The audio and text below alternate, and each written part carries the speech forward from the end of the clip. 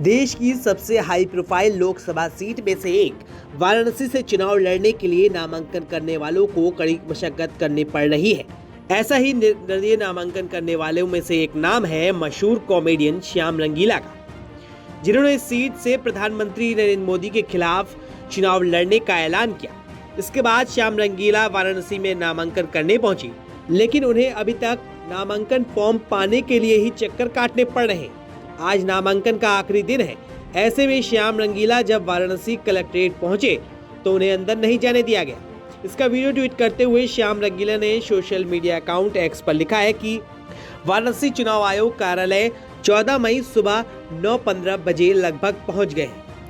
कहीं से कोई जवाब नहीं आ रहा, लेकिन नामांकन की उम्मीद अभी भी नहीं छोड़ी है। 9:15 हो रहे हैं, लगभग 15-20 मिनट हो गई हमें आए हुए।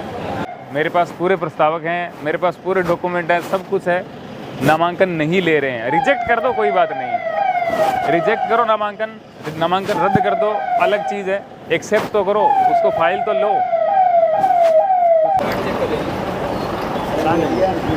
नॉमिनेशन के लिए अभी सब अल्लाह पूरे दिन ही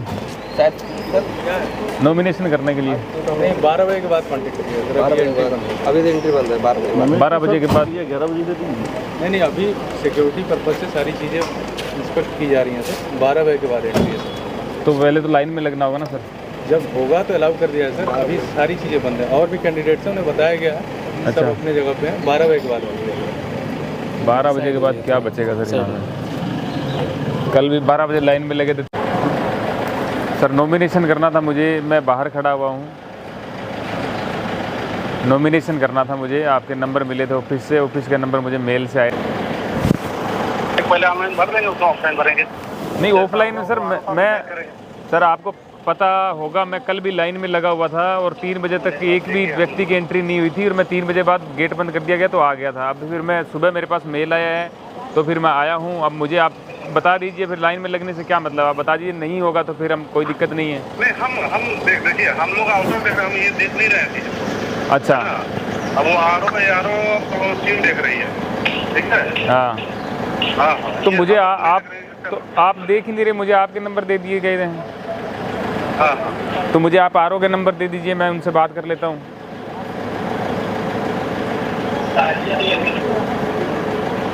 काट दिया गया है। डीएम ऑफिस से नंबर मिले हैं रणविजय जी के, जो हमें फ्राइडे को भी मिले थे। फ्राइडे को भी इन्होंने बोला था कौन नहीं दे रहा फार्म, कौन नहीं दे रहा है, 5 मिनट में हम दिलवा रहे हैं। और 5-5 मिनट में इनको फ़ोन किया और ये हर मिनट में यही बोलते थे कि हम अभी दिलवा रहे हैं, कैसे नहीं मिल रही है, कैसे हो सकता है। और शाम होगी और शाम होने के बाद फार्म देने बंद हो गए। और अभी ऑफिस से नंबर मिले हैं रणविजय जी के और रणविजय जी कह रहे हैं मेरी इसमें कोई ड्यूटी नहीं है, मैं जो है हूँ ही नहीं इसमें। और वो आरओ देखते हैं, आरओ का नंबर मांगे तो फ़ोन काट दिया है। यहाँ ये कह रहे हैं 12 बजे एंट्री है, उससे पहले एंट्री नहीं है। मोदी जी नामांकन करेंगे और 12 बजे तो कल मोदी जी नामांकन नहीं कर रहे थे, तब से हम 12 बजे थे ही वहाँ पे लगे हुए लाइन में। एक सब प्रोसीजर तो एक ही होता है, अलग अलग नहीं होता है। प्रोसीजर एक ही नहीं होता है। कल जो है वो आए, जो अजय राय जो आए, उनके लिए प्रोसीजर बिल्कुल अलग था। उनकी सीधी एंट्री, उनके साथ 10 की जगह 15-20 लोग थे और सीधी एंट्री होगी और 15-20 मिनट में उनका काम हुआ और वो सीधे निकल गए। ये प्रोसीजर उनके लिए था।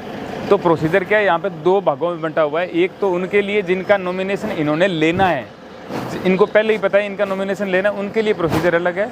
और एक हमारा प्रोसीजर है जो इनको लाइन में लगाना है और इनका नहीं लेना है, किसी भी तरीके से नहीं लेना है। कल तरीका इतना खतरनाक देखा है, पूरे देश ने देखा है। अंदर कैमरा अलाउ नहीं होता, कुछ रिकॉर्डिंग अलाउ नहीं होती, नहीं तो मैं वो मंजर दिखाता, वो हाल दिखाता कि क्या हाल अंदर हो रखा है। और आज भी हम आए हुए हैं तो आज भी यही सीन है पूरा। वहीं बीते दिन भी श्याम रंगीला ने नामांकन करने की कोशिश की थी, लेकिन तब भी वो नामांकन नहीं कर पाए थे। जिसके बाद उन्होंने ट्वीट करते हुए लिखा कि आज लोकतंत्र का गला घुटते अपनी आंखों से देखा है। मैं नेता नहीं हूँ, कॉमेडियन हूँ, फिर भी नामांकन दाखिल करने निकला। सोचा जो होगा देखा जाएगा, लेकिन ये जो हो रहा है ना तो सोचा था ना देखा जा रहा। प्रस्तावक भी थे, फॉर्म भी भरा हुआ था, बस कोई लेने को तैयार नहीं था। कल फिर कोशिश करें। आपका नामांकन नहीं हुआ? हमारा क्या, किसी का ही नहीं हुआ। नामांकन ले ही नहीं रहे हैं, किसी का नामांकन नहीं ले रहे हैं। गेट बंद कर दिया, 3 बजे गेट बंद कर दिया गया। उससे पहले किसी को अंदर घुसाया नहीं गया। बस इतना ही हुआ है। चुनाव आयोग अब बहुत इतना ही ही हुआ है। परेशानियों के बाद भी बहुत आप फिर बाहर मैं निकले तो निराश मैं होके तो ही फिर निकले। भी कम परेशानियों में हूं। मैं तो 12:30 बजे 1 बजे गया था वहाँ पे। मैंने तो उनको रोते हुए देखा है, जो सुबह 8 बजे वहाँ पे लाइन में लगे थे, उनको रोते हुए देखा हमने। जो निर्वाचन अधिकारी हैं उनसे भी सवाल आप पूछ रहे हैं कि जो है 4 दिन में जो है किसी भी प्रत्याशी को जो फार्म नहीं मिल रहा, किसी प्रत्याशी को नामांकन भी नहीं हो पा रहा है। अधिकारियों से कि हमें अधिकारी स्माइल कर रहे हैं सर, अधिकारी कह रहे हैं आप समझिए बात को। किसी निर्वाचन अधिकारी से हम समझ रहे हैं, अधिकारियों ने कह दिया, निर्वाचन अधिकारी से भी आप लोगों ने पूछा किया था। लोकतंत्र का गला घुटते मैंने देखा है। हत्या भी नहीं हुई है, मैं कह रहा हूँ। हत्या तब होती है जब बिल्कुल खत्म हो जाता है। अभी गला घुट रहा है, गला घुटते मैंने देखा हुआ है। आपने ये जो ट्वीट किया था उसको आप सच सामने मान रहे हैं? मेरे ट्वीट को झूठा ही नहीं, मैं झूठ क्यों बोलूंगा। ट्वीट में मैंने लिखा था, पहले ये प्रस्तावक मांग रहे थे, मैंने ये बोला था।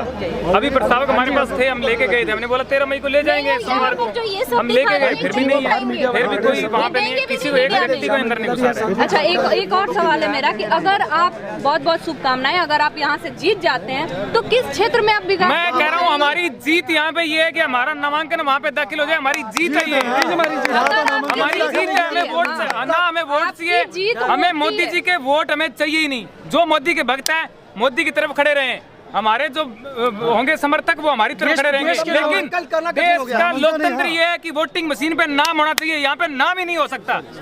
यहाँ पे नाम होने की जो प्रक्रिया है वो खत्म की जा रही है। अब क्या मोदी की बात करेंगे? मोदी के समर्थक क्या मोदी के भक्त हैं? निर्विरोध बनाएंगे मोदी जी को। यहाँ से मैं कह के जा रहा हूँ, यहाँ से मोदी जी का निर्विरोध बनना तय है। लोग नामांकन उठा लेंगे, पर्चा उठा लेंगे। मैंने बोला कि मैं नहीं उठाऊंगा किसी का पर्चा। यहाँ पे 3 बज गए, एक भी कोई अंदर नहीं गया। सिर्फ अजय राय जी अंदर गए थे, बीच में आए थे वो, और वो अंदर गए और वो बाहर चले गए। उसके अलावा कोई नहीं गया। और हमारी आंखों के सामने जो रूम है उसके बाहर 3 लोग खड़े हुए थे वेटिंग में, और वो तीनों लोग 2 घंटे तक खड़े ही रहे। इसके बाद में 3 बजे तक तो उन्होंने बोला, पुलिस वालों ने, सबने, कि आप सहयोग कीजिए, आपका पूरा नामांकन होगा। जैसे ही 3 बजे गेट बंद हो गया, बोल दिया कि आप जाइए, अब कुछ नहीं हो सकता है। तो कुल मिला के बात ये है कि मैंने अपनी आंखों से लोकतंत्र की हत्या होते देखी है, हत्या हो ही रही है। ये मैंने अपनी आंखों से देखी है, अपने शरीर से महसूस किया है। वहाँ पे लोग रो रहे हैं, वहाँ पे लोग चिल्ला रहे हैं, वहाँ पे प्यार से बात कर रहे हैं, गुस्से से बात कर रहे हैं, फिर रो रहे हैं। पानी पीने को वहाँ पे नहीं है किसी के पास। भूखे लोग हैं, सुबह सुबह 8 बजे आए हुए लोग हैं, भूख लगी है लोगों को, प्यास लगी है, फिर भी बिना देखे वो लोग कह रहे हैं एक बार। सर ऐसे नहीं कह रहे हैं कि मेरा ले लीजिए नामांकन, कह रहे हैं सर 2 लोगों को तो अंदर घुसाइए, 2 लोगों को सर, एक को तो अंदर करिए सर, एक को ले जाइए सर। 3 घंटे हो गए, एक भी नहीं गया कोई। तो कुल मिला के बात ये है कि नामांकन जो भी प्रक्रियाएं हैं वो सब जो है सोची समझी तरीक़ों से चल रही है कि किसका नामांकन लेना है, किसका नहीं लेना है। और मैंने ये चीज़ देखी कि अंदर जो अधिकारी सब लोग खड़े हुए हैं सब मुस्कुरा रहे हैं। मतलब कोई गुस्सा कर रहा है तो भी मुस्कुरा रहे हैं, आराम से प्यार से बात कर रहा है तो भी मुस्कुरा रहे हैं। मतलब वो मुस्कुरा रहे हैं। और मुझे लगता है कि उनकी मजबूरी है, मजबूरी के अलावा करी क्या सकते हैं। मुस्कुराना उनकी मजबूरी है, कुछ तो उनके मन में भी आ रहा होगा देख करके। कुल मिलाकर के बात ये है कि आज का दिन 13 मई का जो दिन है, हमारा 10 मई का भी खराब गया था, 13 मई का भी खराब गया है। अब हमें ये नहीं पता है कि हम क्या करेंगे, लेकिन हमारा मन ये था कि 13 मई को नामांकन करेंगे। लोग कह रहे हैं हमारे पास प्रस्तावक नहीं है। अरे ये मेरे पास नहीं होंगे प्रस्तावक, ये लोग खड़े हैं इनके पास क्या प्रस्तावक नहीं है? ये प्रस्तावक जो अंदर खड़े हुए सुबह से भूखे प्यासे, क्या ये प्रस्तावक नहीं है? कोई दिमाग खराब है किसी का जो अंदर खड़े हुए बिना प्रस्तावकों के? तो मैं ये कह रहा हूँ, आप किसी भी पार्टी से हो, आप किसी के भी समर्थक हो, आप आंखें खोलिए, आप देखिए यार लोकतंत्र की हत्या हो रही है, वो देखिए आप प्लीज़। जो ठास के आवाज़ बंद हो रही है हमारी, लेकिन हम बंद होने नहीं देंगे। लोगों का प्यार मेरे साथ इतना है, लोगों का जोश और जुनून जो है ना वो मेरे साथ है। वो ताकत बन के मैं महसूस करता हूँ कि मेरे में ताकत है अभी भी। 14 तारीख का दिन हमारे पास है। हम जैसे तैसे प्रक्रिया करके 14 तारीख को मोदी जी नामांकन कर रहे होंगे, लेकिन हम भी पूरी कोशिश करेंगे कि 14 को नामांकन हो। तो आज के दिन की ये प्रक्रिया है, ये देशवासियों के सामने है। मेरा अगर नामांकन होता, मैं यहाँ पे 20 दिन बहुत कुछ करने वाला था, बहुत कुछ करता, मैं लोगों तक पहुँचाता अपनी आवाज़। लेकिन फिर क्या नामांकन नहीं होगा तो श्याम जी बनारस का रोड छोड़ देंगे, बनारस से वापस चले जाएंगे? नहीं, बिल्कुल नहीं जाएंगे, बिल्कुल नहीं जाएंगे। क्यों जाएंगे?